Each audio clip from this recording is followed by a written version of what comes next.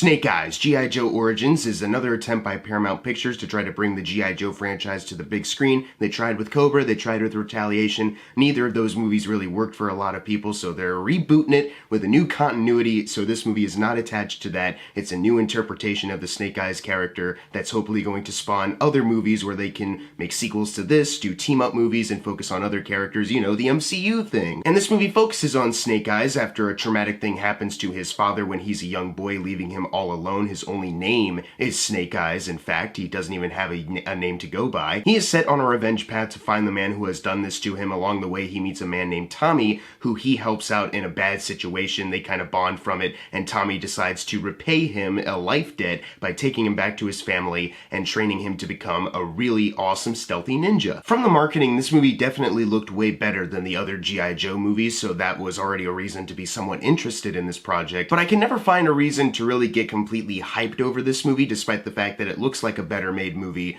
than the other two G.I. Joes. This movie also, I was skeptical because of the creative team it attached itself to. Two of the writers worked on the movie Rebecca from last year that I saw and was not a big fan of. If you want an adaptation of the Rebecca novel, just watch the one Hitchcock made many years ago. It's much better. I have no idea why they would try again. But then there's another writer attached. This movie had three writers. Those two did Rebecca, and then this other guy, Evan Spiliotopoulos, I recently talked about during his directorial debut, The Unholy, a movie that he also wrote and I was not a fan of. He also wrote movies like The Huntsman Winter's War, Hercules, and a story by credit for Charlie's Angels. I've talked about this man before on that review.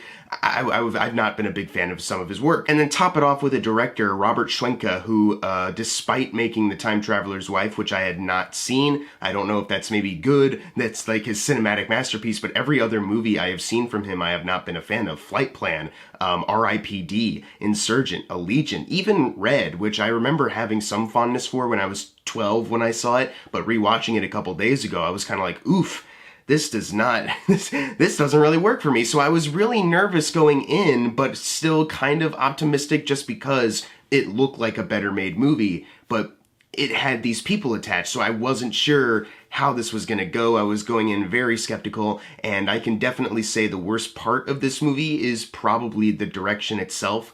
You can tell that a lot of these stunt coordinators tried to make something that was really intense, really kind of brutal in a lot of sequences, and that's really exciting. When the camera slows down and you can see some of the stuff happening, it looks pretty good. You know, sometimes when an action scene revolves around visual effects, you know, the camera can be a little more steady and you can kind of take in a lot of the cool stuff they're doing.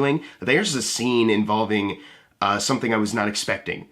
I'll leave it at that. I was not expecting certain things to be a part of this. It freaked me out, honestly. If you know anything about me personally, this thing they did kind of freaked me out, but it was actually pretty good. And it's because it was a visual effects centered sequence where the camera kind of has to kind of stay put so the digital effects artists can kind of work on everything they need to. You can really take in the scope of the money on the screen. Every other fight sequence, action sequence in this movie is handled really poorly with not just shaky cam, but close up shaky cam. So it feels like maybe they were trying to get you super invested in the fight by making you feel like you are a part of it. So like the camera moving around and like moving out of the way, it's like you kind of ducking punches as well. But it doesn't really work if you still can't make out what exactly is happening. Like, you can tell they're doing certain things, like certain fight moves that could look pretty cool, but if the camera is too close up to really absorb any of it, you know? Like, I know that a part of Henry Golding's character arc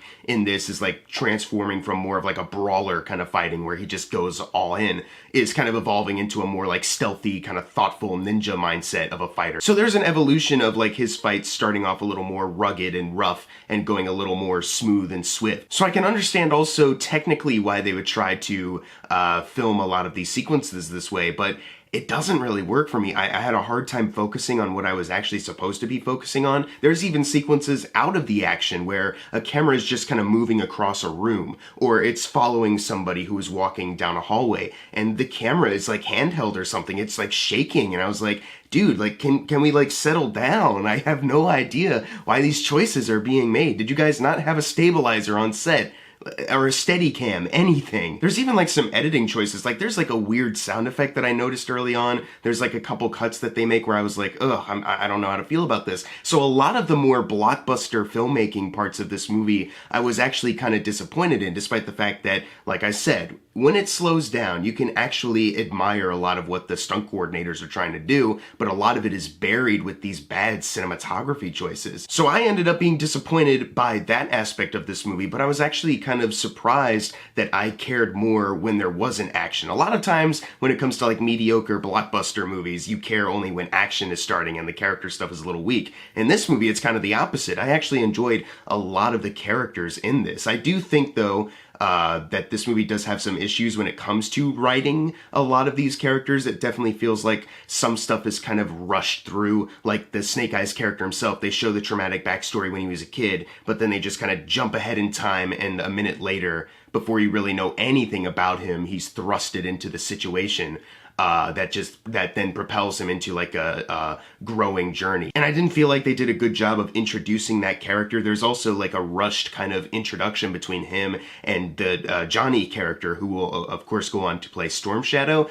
And it felt like there's a reason why they kind of keep it close to the vest, I guess, but I didn't really think it necessarily required not really doing anything to establish some kind of bond with them early on, because they have like a short scene where they exchange dialogue, but it's not like they're friends or anything, or like you feel like there's a bond growing. So when Henry Golding does make the choice to save him from the situation, it's like, I don't really feel it. Even in context with the movie, once you kind of find out some other things as the movie progresses, I still thought that they could have done a better job of convincing you of certain things. In fact, even Snake Eyes is training from, brawler to like a ninja, I'm using a sword all the time, I'm very swift and accurate. They don't really do the best job of really showing how he's actually making that transition. It's very quick moments where he's like, I'm doing some training stuff.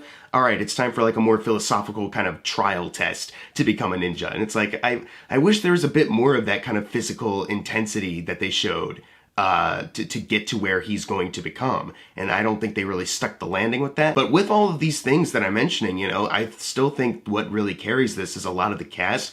There's not really a weak link as far as performance-wise for the most part. Everyone is doing a pretty solid job. Henry Golding himself as Snake Eyes is great. He's got a lot of charisma. And I do think there are some things that he does that are quite dickish, kind of out of nowhere dickish, because like I said, they don't really do a great job of introducing the character and you getting to know him. So sometimes he does some stuff where I'm like, dude, that's a little much, don't you think? Like, is this the kind of character you were? I literally couldn't tell. But that's mostly because of how talented Henry Golding is. He can make a character who's supposed to kind of do some bad stuff because he's on a bad path be kind of likable. He kind of has this charisma to him, and I thought he did a really good job overall. He's got some really good chemistry with Andrew Koji, who plays Tommy. I really did like the ways they were trying to build up that relationship as it did go on, and ultimately, how if you know anything about those characters from the G.I. Joe cartoon or like the past two movies, I'm only familiar with the movies, I really did like the way they tried to go about telling these guys' story. Haruka Abe has a pretty good role in this. She and Henry Golding also have some good chemistry. She has some good scenes with Tommy.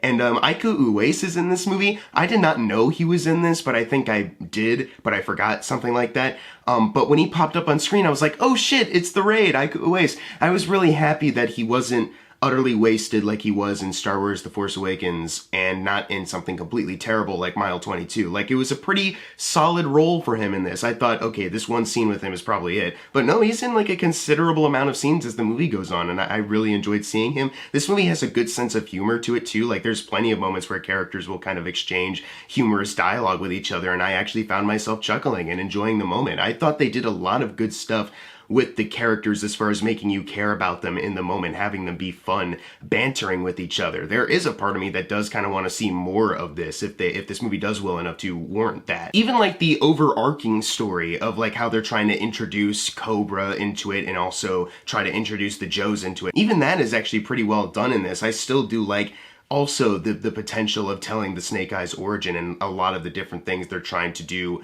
with that character's arc as far as like the theme of the movie. So everything that I've just mentioned are things that I found positively with this movie. It's just whenever action scenes start, that's when it kind of starts to go like, oh, I'm not really into this. Also, when they decide to focus on the villains, I was not really a fan of them. One of them is the Baroness, who is a G.I. Joe character. And, you know, she's kind of, the way she's kind of introduced into the movie is kind of like, you know, you've seen this character before in other stuff, and this is just another appearance by her, you know, hinting at like a larger role in the universe or something like that. But it's like, this is the first time we're seeing her. I don't really feel anything towards her. If you have not seen any G.I. Joe related thing, you're just gonna be like, okay, Baroness, what's this all about? And there's a moment where she and the character Scarlet, played by Samara Weaving, kind of have a quick little exchange that hints at some backstory. Of course, they're not gonna delve into it right now because this is the Snake Eyes origin and, you know, this is happening like in the third act. But I still found the inclusion of that character pretty weak because there's another villain who actually,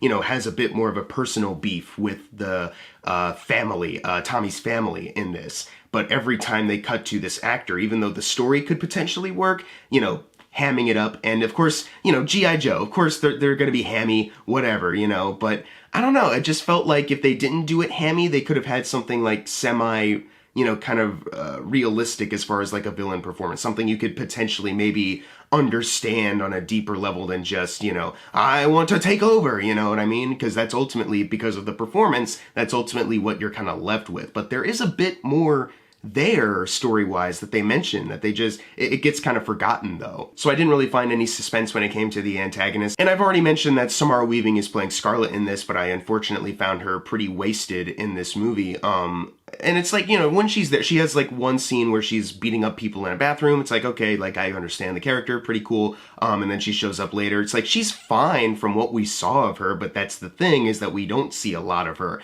And I don't really think by the end of the movie they really justified why this specific, you know, G.I. Joe character that you will recognize from the name, she was even in Rise of Cobra, another actress, obviously. But I just don't think they really justified that character's appearance, you know, especially since this is supposed to be the Snake Eyes / Storm Shadow movie. All of a sudden they're like, oh, these two characters, Baroness and Scarlet, you know, they're hinting at other things in the universe, a past between each other or something like that. And it's like, I don't really think this is the right time. And then even aspects of like the wrap up of this movie where, let's say, without spoiling anything, a certain character is responsible for some dire stuff happening, and it seems like they kind of forgive him a little too quickly, you know? like obviously, like, they feel bad about it, about what they did to cause this, and, you know, there's some sort of understanding that you can get from that, but it's still like, there's a lot of bad stuff that happens to a lot of people because of this, you know, and it just seemed like they were too quick to be like, you're all cool. But then they shift focus to like some other character, like, but you shouldn't have done this thing that you did because, oh, there's always a choice and blah, blah, blah. We're now going to be incredibly angry at you for some reason. And it's like,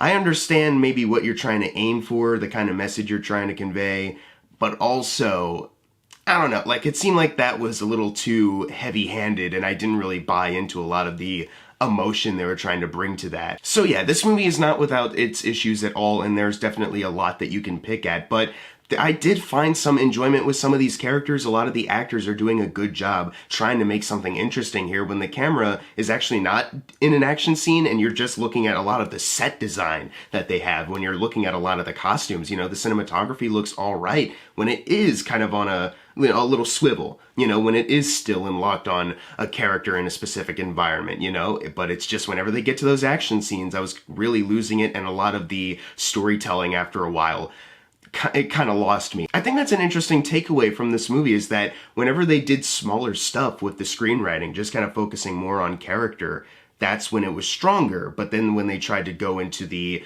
larger stakes of it all, that's when it started to lose me. So that might be an important lesson moving forward as far as doing these G.I. Joe movies if they do make more. Not that larger stakes in a G.I. Joe movie or any kind of blockbuster movie can't work, obviously it can, but I think it just depends on the kind of writers you get, and these writers, it seemed like they had a good grasp on doing the character, smaller stuff. as opposed to this bigger stuff. I'm gonna give Snake Eyes a C. I was largely disappointed in this, but at the same time, I'm not completely surprised. But still, I think the potential was there to do something really cool. But if they do decide to do more G.I. Joe Origins movies or another G.I. Joe movie or another Snake Eyes movie, I will be interested to see what they do. I just think a different creative team, mayhaps, new cinematographer, new director, maybe some new writers as well. I think this can work. You just need to find the people that are passionate about doing it. But if you've seen Snake Eyes, G.I. Joe Origins, leave in the comments below what you thought of it. And as always, thank you guys for watching. Make sure to subscribe. I'm Jackson Fulcher. See you guys next time.